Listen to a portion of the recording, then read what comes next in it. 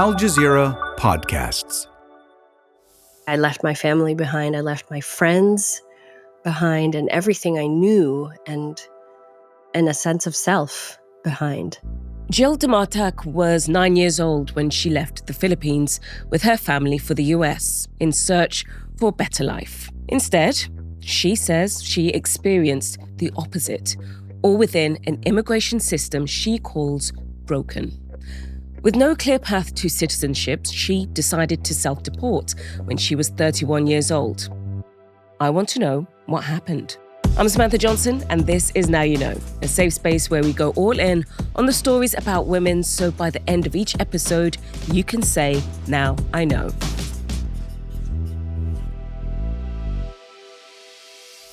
Jill Damatac is a writer and filmmaker born in the Philippines, raised in the US, and now a citizen of the UK.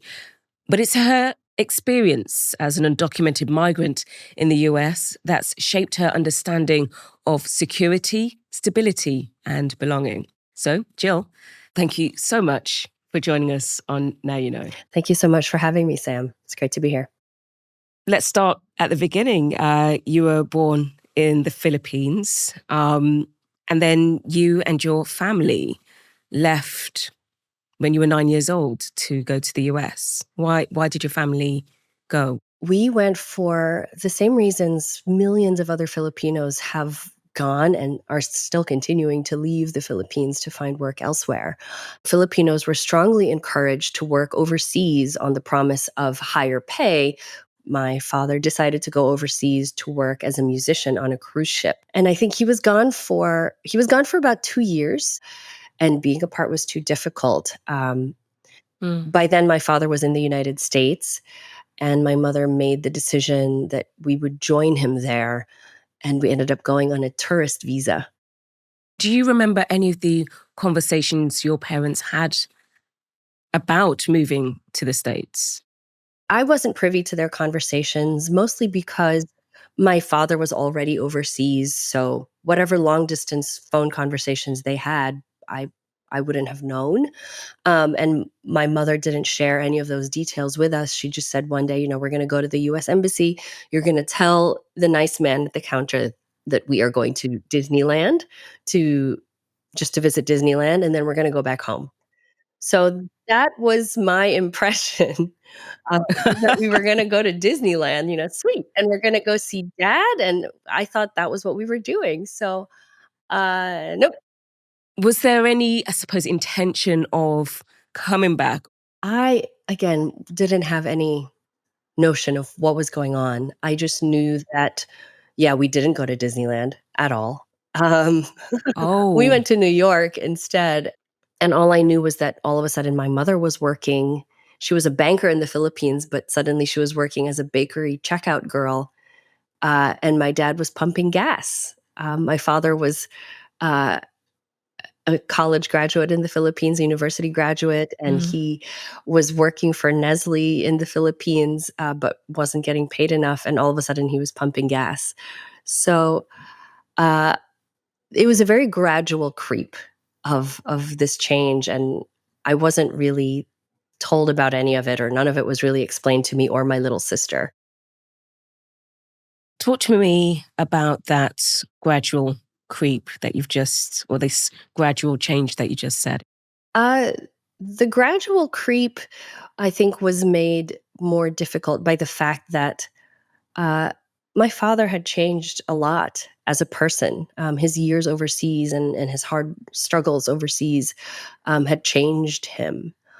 And this is very common for a lot of immigrants, especially undocumented immigrants.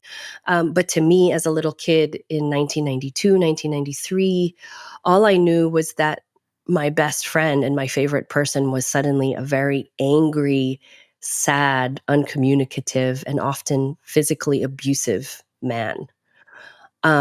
So a lot of what occupied my mental and emotional space growing up was just trying to steer clear of this person and trying to not provoke his anger. No, that's got to be really tough for you, because the man that you grew up loving and you felt safe with. And then all of a sudden it just kind of switches. How did you manage to adapt to your new life in the US? I think after a while, I think because so much of our household was about just surviving my dad's day-to-day tempers, surviving what was outside of that felt a little more doable, I guess.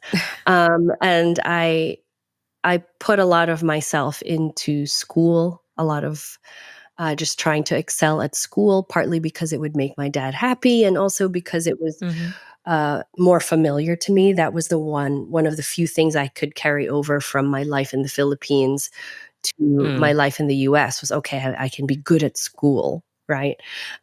So a lot of it was, a lot of what helped me survive while growing up was the support of really good school teachers and sports coaches and the friends that I'd made, and just having that external reinforcement that despite what we were made to feel as immigrants and immigrants of color, and despite how I was made to feel growing up under my dad's thumb, that I wasn't a bad person or an unworthy person. And I'm very grateful for those teachers and friends to this day.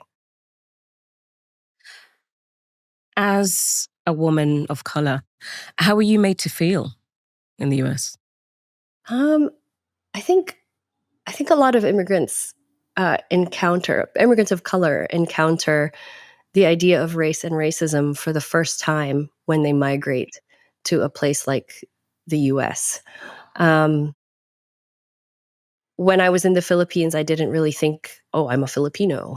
I didn't think any of that. I didn't think, oh, I'm, But why would you? yeah, I didn't think, oh, Yeah. I'm Asian. I didn't think any of that. I Mm, was just a kid. mm, And I think a lot of kids don't really think that until it's taught to them.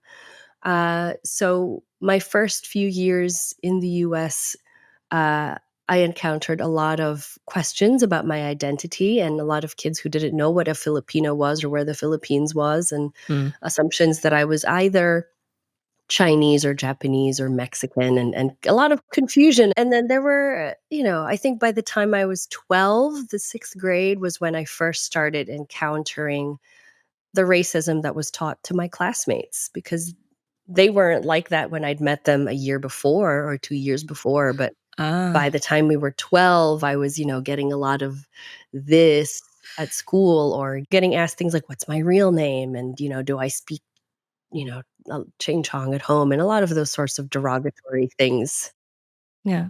So how did that experience shape your understanding of belonging? Those experiences definitely made me feel different and separate and unwanted. So in the Mm, Philippines, I had that strong sort of base foundation of knowing who I was, not being defined by my race or nationality or whatever identity was projected onto me. I was just Jill, and I was good at reading and writing, and I was a fast runner, and I have lots of good friends. And, I was the class treasurer at 9 or 8.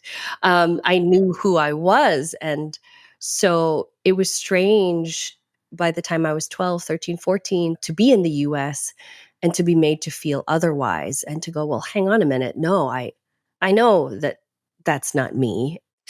So after those initial months, you became an undocumented migrant for 22 years. Why so long? I wish I could ask my parents that, and actually get an answer.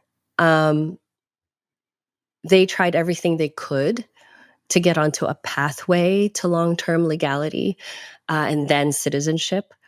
They tried to obtain work visas multiple times, but were denied. They tried for many years through an immigration lawyer to get legal status. But many Mhm. thousands of dollars later, hard earned thousands of dollars later, there was still no visa and no more pathway left. And the advice was that we should just go home. And I didn't find out that we were absolutely undocumented with no path until I was 17, 18, applying for university. But if you can imagine arriving as a 9-year-old and growing up in the United States for all of those years, the US becomes home. Or to paraphrase President Obama when he announced the creation of DACA, the Deferred Action for Childhood Arrivals, um, my sister and I were citizens in all but name. We were Americans in all but paperwork.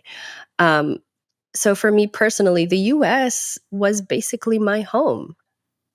I don't think anyone at the age of 18, when I found out, or 25 or 30, can imagine just picking up and leaving home. Like, where was I going to go? After 22 years, you decided to self-deport, as you say, in 2015. Why did you go?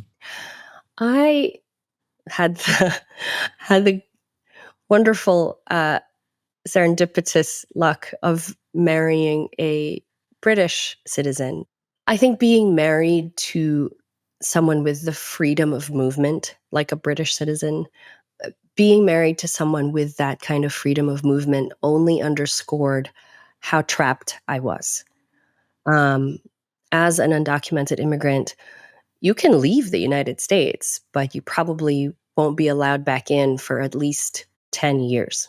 Or you may be banned permanently, depending.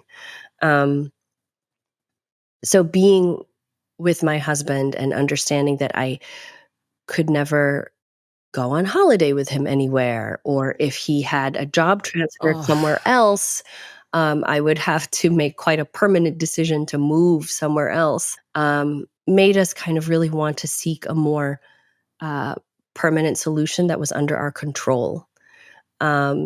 So the most control that we could wrest from all of this was by making the decision for me to self-deport and then apply for a spouse visa for us to move to the UK.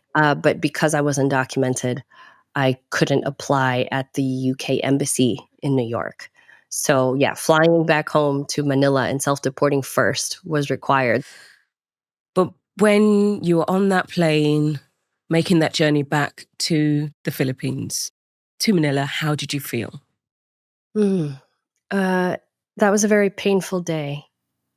And I just remember feeling absolutely terrified when my passport was being scanned, to go through the gate, and thinking, "Oh God, they could. What if I get arrested? Right? They could detain me at this point. What if flashing lights come out everywhere and say, undocumented?" But no one cared. No one cares if you're undocumented and you leave. They care if you try to come back. And when the plane was taking off, that was, just sort of watching the landscape go sideways in the window, and watching sort of New York slide off the edge of my window. That was when I kind of, I, I was sobbing. I was sobbing. And a very kind flight attendant asked me later on if I was okay, but I was not okay. I knew that I wasn't going to be able to see home or my family for at least 10 years unless my family decided to leave the US.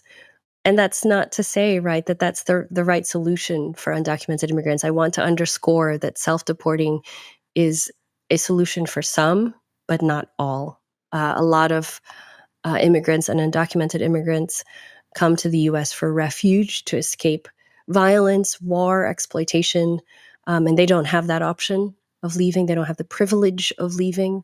But we did, and we had struggled for long enough that became the only choice, really. You just said that self-deporting was a privilege that most undocumented migrants don't have. It makes me think about the undocumented migrants today under the Trump administration. What goes through your mind when you see what's happening?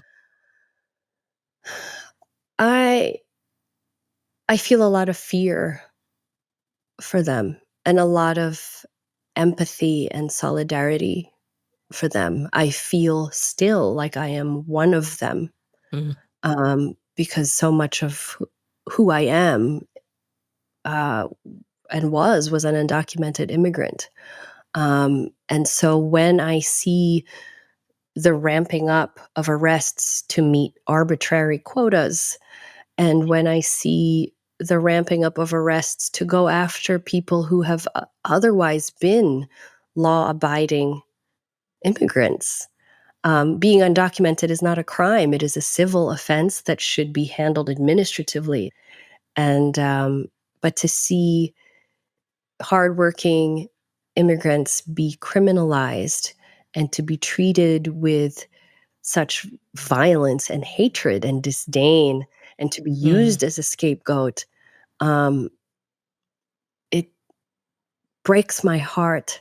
It makes me feel angry on their behalf. I think it's okay to say I'm angry on their behalf. And I think a lot of us feel really helpless watching it happen. How would you compare your experience to now? Oh, I mean, the level of fear that we had then, and the caution that you had to proceed with every day, and to never kind of drop your guard. I can't imagine how that must be, thousandfold now. I mean, there's a lot of community advice that is shared out there. And at one point, I remember reading, if you can do your groceries for your neighbors, if they're afraid to leave their home, do their groceries for them. Wow, right? You can't even feel like you can go for groceries safely. You can't even pick up or drop off your kids at school and feel safe. Your kids might not be safe at school. Yeah. Um, so it's not comparable. I can imagine it.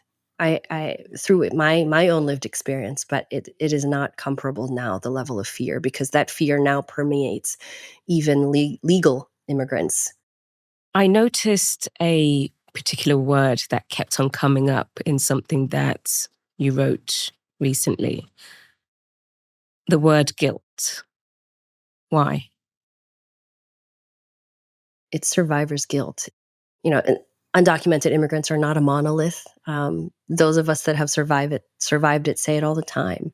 So we come to the U.S. escaping different things, different kinds of oppressions. There's no hierarchy to oppression. They're just different, and we have different privileges or come to earn different privileges over time. Um, so I have survivor's guilt in having the privilege of falling in love with and marrying a British citizen and gaining legalization in a country similar to the United States that way.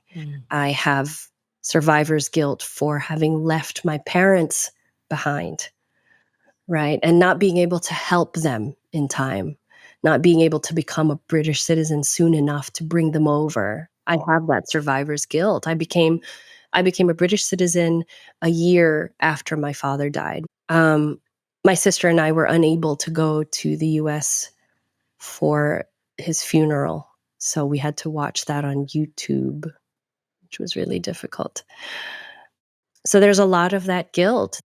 So a lot happened for you in those 10 years you remained outside of the US. So you moved to the UK with your husband. You went to Cambridge, as you do. You built a career for yourself and you got a British citizenship. How did your experience, your UK experience, compare to the US? Yeah, for lack of a more elegant analogy, I just felt like a dog that'd been let out of the pound, honestly. I came to the UK and just wanted to do everything. I pursued a couple of things. I pursued at first a degree in documentary film at the University of the Arts London. I was able to do that, and it was heady to be in the UK and to be able to travel and to be able to study. Yes, and to be able to work legally. So Another thing, during your time in the UK, you managed to vote for the very first time. Yeah, How did that I feel? did. That was brilliant. I got to vote twice. I the booth says don't take pictures, but I absolutely took pictures. I was like, yes, that's my ballot. And it was exciting to have that feeling of being a part of democracy and being able to feel like I'd had my say in how things would go as a British citizen. Um, that was a really good and fortifying experience in making me feel much more British than I had in the 10 years preceding. So, not only are you an award-winning filmmaker, you are an author. So, tell us about your new book, Dirty Kitchen. Sure. Yes, Dirty Kitchen is a memoir of my years growing up in the United States as an undocumented immigrant, and it's also a blend of Filipino and Filipino American history and food and culture, and just wanting to understand what I had survived, wanting to understand and remember and to put it to paper and to document it, right? Yeah. Because so much of being undocumented is that you are rendered illegible and invisible. And to write that all out is an exercise in saying, this is what it's like when a family doesn't have protections. This is how bad it can get when a family isn't protected by legality, when you can't run to the police and you can't um, go to the hospital to get help. This is what it's like, and this is what happens. And is that fair? Is that deserved? Simply because we didn't have the right papers. What does the concept of home mean to you? Um, hmm. Freedom, which is something a lot of people say, but I think perhaps not everyone understands fully what freedom is. And even though our freedoms in any country are curtailed to us to varying degrees, um, to not have freedom and having that experience of not having freedom as an undocumented person really informed and continues to inform my understanding of what freedom is and how absolutely essential it is to your sense of self and humanity. So that's what home is for me. I can't imagine feeling at home unless I know I am free. Jill, your experience has shed a powerful light on the US immigration system. I just want to say thank you for sharing your journey. So thank you for coming on Now You Know. Thank you so much, Sam. I hope this conversation has been insightful for you as well. So please share your thoughts. And if you have any stories you'd like for us to explore on Now You Know, just let us know in the comments. Thank you, and see you again next week.